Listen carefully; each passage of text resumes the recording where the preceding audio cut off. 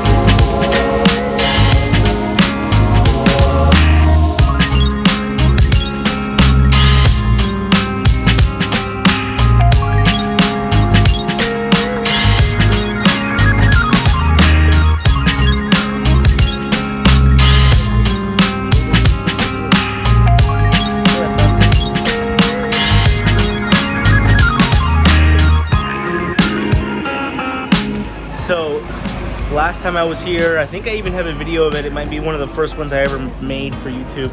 But we went on the cable car and we went up to the Buddha. I mean, today is probably a day just as good as it was back then. It's nice and shady. The view should be fantastic. We're gonna get to see all of the bay and the mountainside, and it's gonna be a really good view all the way up. And there's hardly any line. Normally this is jam-packed all the way through with all these ropes, but again, this is probably just a really good time to come to Hong Kong with less tourists.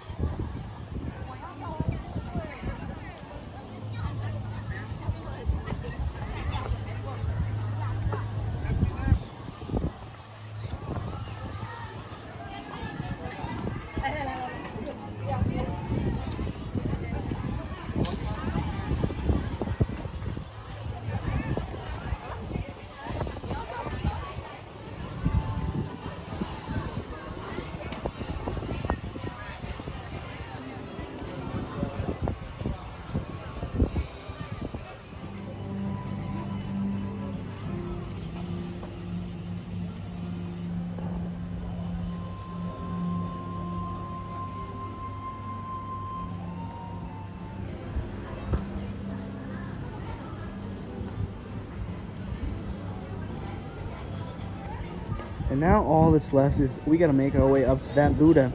We gotta go through those gates up there, and there's a whole trek of stairs to make it all the way up. See what I saw the first time I came here, and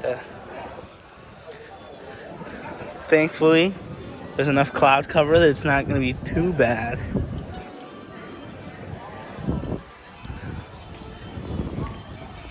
It took, from when I started filming, it took me like 10 seconds to get to this gate. So this should be a piece of cake, to be honest with you. I think the last time, I don't know, I remember it being a lot worse than what I'm currently feeling. So I have confidence here. We got a 7-Eleven. Maybe we get a quick drink before we make the trek up.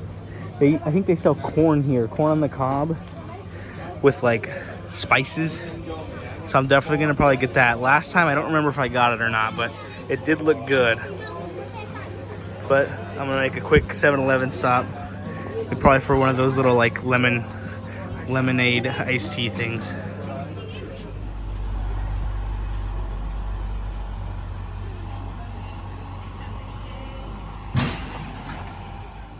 We at the Buddha, my little U of A, gotta rep the Arizona. Still, I feel pretty good. I've been, my back's been hurting a little bit from walking so much the last 3 days, so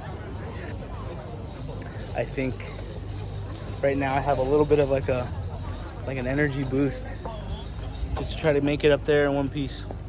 But I'm feeling pretty good.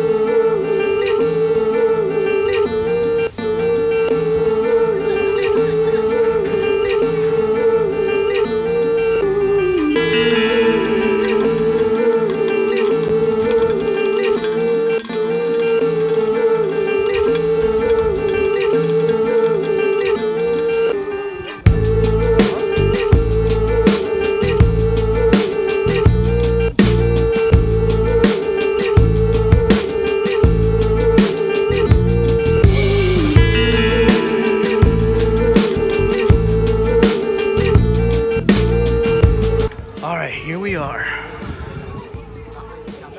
Yeah, no, it doesn't look that bad. I think it's manageable. I mean, it's not great. It's not the worst I've ever seen. I think we got this. All right, we're making our way up. I don't know how many steps this is.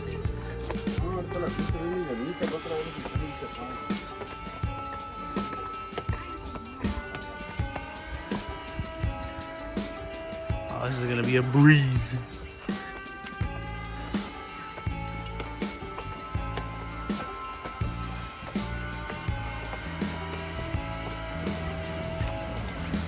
Alright, we can call this climb cam. That's how far I've gotten.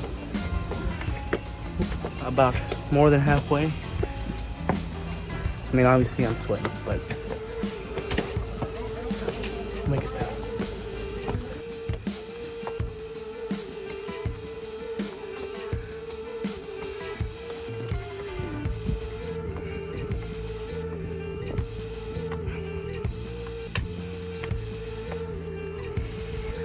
All right, my legs are starting to burn. We pretty much made it to the top. Look at that. Looks just as amazing as last time I got to see it.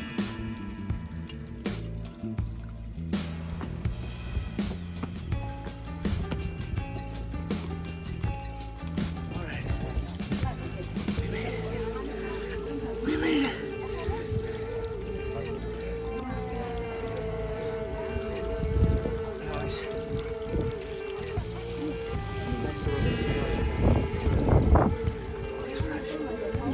It's fresh.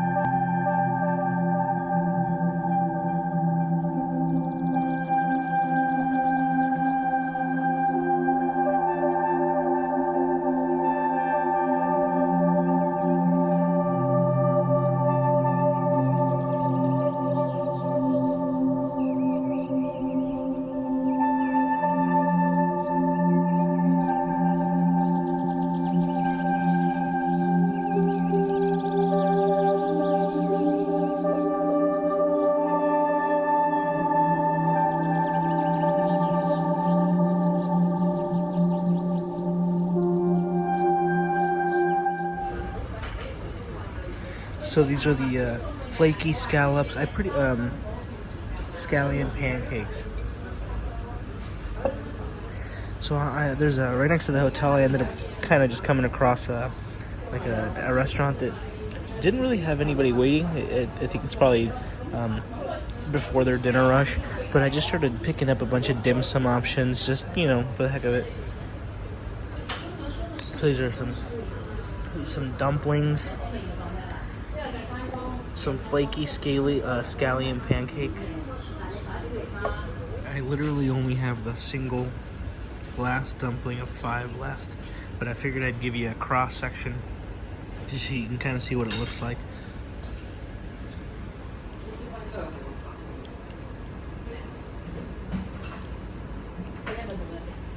Right, so this one fell apart, but it's got a nice minced, I think it's chicken. It's nice and minced. Thank you.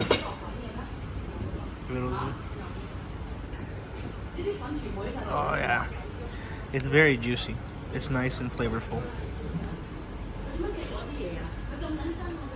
And we'll see what those are like after. All right, next up is the flaky scallion pancake. Now this is actually essentially just kind of imagine a flour tortilla. That's kind of what it's resembling to me. It's got a lot of that flour tortilla, very buttery, smooth flavor. I'm really digging this. It's very homey. Makes you feel like you're just kind of eating something that you would at home, that you made on the stove, warmed up. This is the not spicy don don noodle.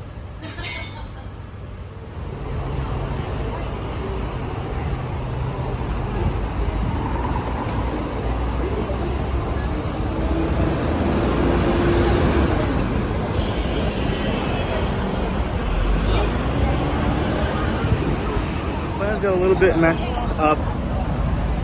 I was gonna go play at an indoor golf range I found. I haven't hit a golf ball in a little bit, and I just thought it would be fun to do that. So I ended up going. Luckily it wasn't too far away from my hotel, but I went, and then turns out I need to be a member to even play, and the membership was around $250 for something I'll never use ever again. And I asked the guy, hey, is there any chance you have a day pass? And nope, they didn't. So I just pretty much had to give up on that dream. I just left. I didn't even bother getting upset or anything. But that gives me the chance to go see the light show by the harbor. So that is where I'm heading now. It's the last night, and I want to do it anyway, so it's a nice switch up, I guess. That just sucks. I had everything ready to go for golf, so.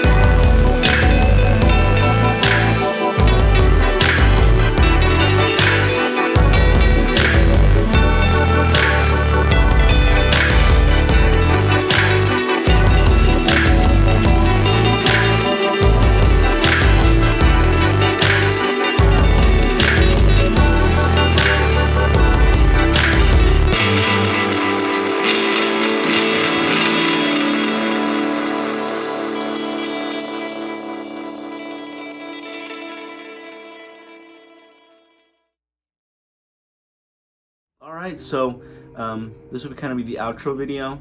I don't really do those a lot, but I feel like it'll end the Hong Kong portion a little bit better if I do. So Hong Kong was fantastic. Last time I came here was 8 years ago, so I did a lot of the stuff that I did back then again, but better. Victoria's Peak, you'll see we actually got a full view of the city. That was amazing. Last time it was super cloudy and overcast, and we couldn't really see much. The Buddha was fantastic. Last time I enjoyed it, everything went well. Everything went well again this time. I got to try a lot more things. Hong Kong is, the way I kind of think of it, it almost feels kind of like it's like the New York of, I feel like it's the New York of China, where it just has that very New York feel. You kind of have those boroughs, the separation. You have Hong Kong on one side, where you have Victoria's Peak, and then you have Kowloon on the other, where we're staying, and you have like Nathan Road, which I didn't get to go this time. But in honesty, Nathan Road is really just one long shopping street. So if you're not going to do much shopping, there really isn't much of a benefit of using your time up there. It's better to sightsee other places. So Nathan Road's on this side. The Big Buddha is on the Kowloon side. You just take that train ride. Everything went smooth.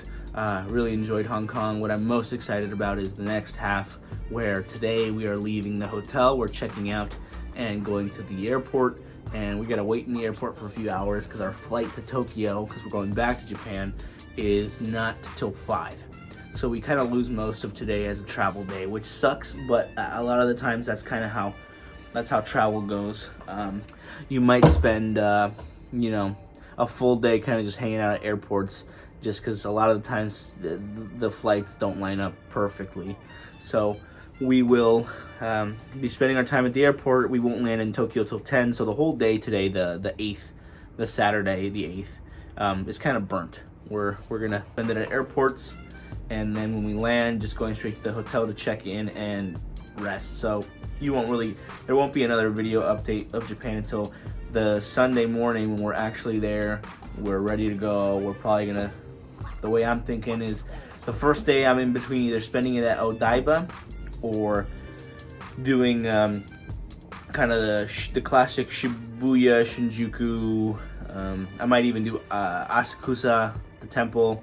I'm trying to do some new things that I didn't do in Tokyo last time. So Akihabara, I didn't go there. I definitely plan on going this time.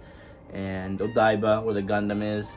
And then we have Mount Fuji, which is going to be a full-on day trip that we take. So one of those Tokyo days is just going to be out in the countryside, checking Mount Fuji off my bucket list. So that's going to be exciting. Yeah, I'm most excited about Japan. Japan does not disappoint as a country. It is very, very exciting to go back after COVID shut it down for those 3 years. I kept trying to find a time when I was going to go back to Japan because it was that impressive. And then I went to Japan in 2018, right before COVID. COVID hit, shut the whole situation down, and then they were probably one of the last countries to reopen. So I was trying to find a good spot where I didn't go too early, where a lot of the restrictions were still in place, but I didn't also want to go too late when the country kind of was already back into the full swing of things. Tourism was way too high, and then right now the yen is pretty low. So I get to enjoy Japan at a time when I think at this point I think everything is open, but tourism is still not at its height yet. It's getting there, but it's still not at the highest point.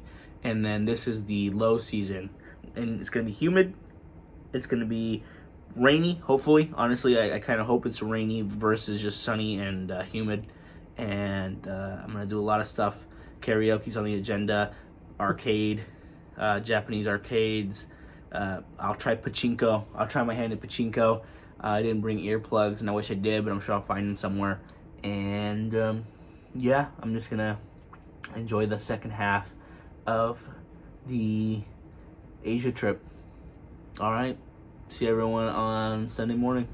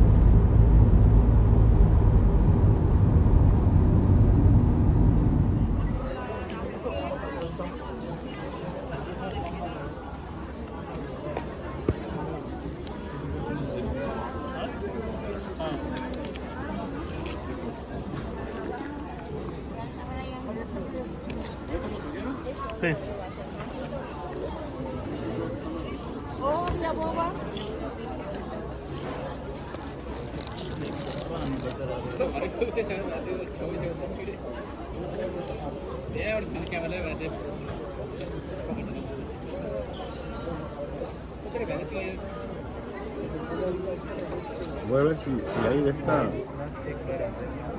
Esta va para este lado. A ver si hay ketchup.